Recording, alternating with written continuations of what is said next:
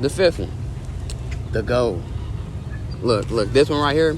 You see how I got a check? You writing a check to yourself, your future self. You telling yourself how much you gonna get paid for some type of assignment, some type of whatever the case may be for the work that you're trying to do in social media. Or well, even if it ain't social media, but in this day and age, it's time to get paid digitally. If you want that money digitally, go ahead and get to know me. But back to it. I am happy and grateful now that I am earning however much you said on the previous papers per month in your business. Put your business name. And even if it might not be your business name now, whatever you're thinking now, put it on there.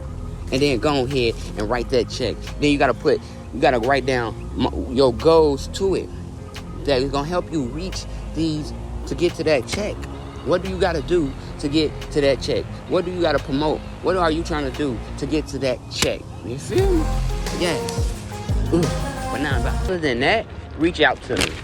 Or reach out to Miss Ray Von Shea herself. And other than that, I'm finna put this right here.